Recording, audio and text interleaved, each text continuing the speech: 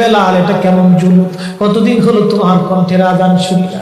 বেলাল রে, তোর কি মন চায় না আমি নবীর জিয়ারতে আসতে? বেলাল আয়, আমি নবীর জিয়ারতে আই রে বেলাল আয়, কতদিন হলো তোমার কণ্ঠের আজান শুনি না। স্বপ্ন যখন নবীজি দেখাইছে, এ মুসলমান, হযরত বেলাল সুদূর সিরিয়ার দামেস্ক থেকে পাগলের মতো দৌড়াইলেন, পাগলের মতো ছুটে আসলেন। যখন মদিনাতে আসলেন তখন তাহাজ্জুদের সময় চলতেছিল। তাহাজ্জুদের সময় চলার সময় হযরত বেলাল রাদিয়াল্লাহু আনহু কাঠের জালি দিয়ে তখন রওজা শরীফ ঘিরে রাখা ছিল। ওই জালির পাশে বসে বসে জালির সঙ্গে মাথা ঠেকাইয়া নবী পাগল বসে বসে গুনগুন গুনগুন করে কাঁদে আর বলে, হুজুর আপনি আসতে বলেছিলেন, গোলাম এসে হাজির হয়েছে।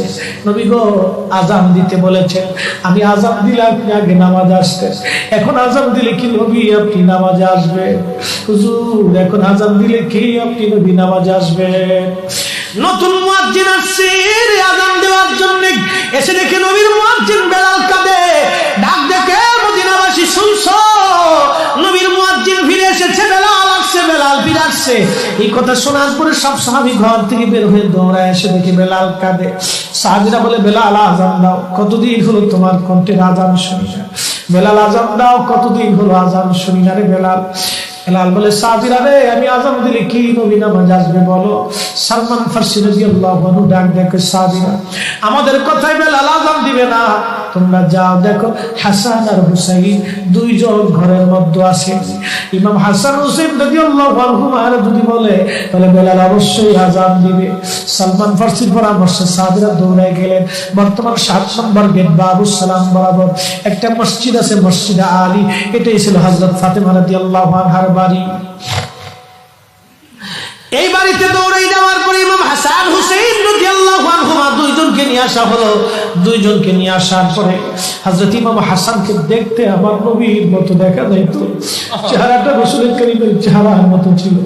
নাতি দৌহিত্র নানার চেহারা পেয়েছিলেন, ইমাম হুসাইন ও নানার সুরত পেয়েছিলেন।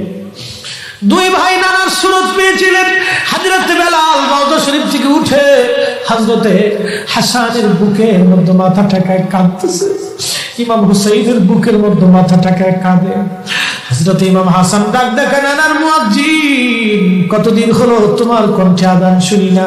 যে কণ্ঠ দিয়ে নানার আযান শুনাইতা, যাও গো ওই কণ্ঠ দিয়ে আমাদেরকে আযান শোনায়া যাও।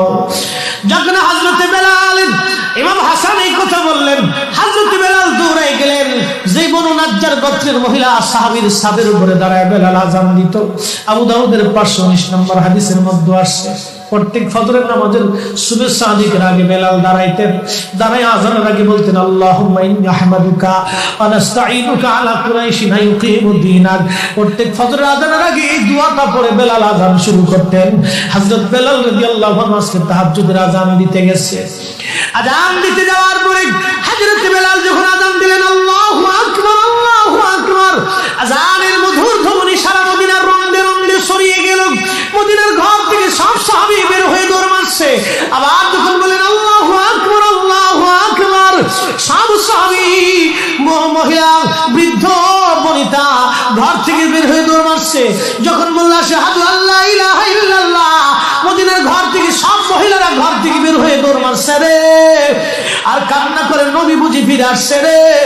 আবার যখন বলেন আশহাদু আল্লা ইলাহা ইল্লাল্লাহ, তখন মদিনার মানুষ কান্না করতেছিল, গুন গুন গুন গুন করে কান্না করে। মদিনার ভিতরে আওয়াজ বের হয়ে গেল, নবী বুঝি আসছে রে, নবী বুঝি ফিরে আসছে রে, নবী বুঝি ফিরে আসছে রে, নবী বুঝি আসছে। হযরত বেলাল যখন বলেন আশহাদু আন্না মুহাম্মাদুর রাসূলুল্লাহ, মদিনার মাটিগুলি থরথর থরথর করে কেঁপে উঠছে রে। মদিনার মানুষের কান্না বেড়ে গেল। হযরত বেলাল অজ্ঞান হয়ে জমিনের মধ্যে পড়ে গেলেন, তিনি বেহুশ। নবীর আশিক বেহুশ হয়ে গেলেন। বেলালের মতো আশিক যদি আমরা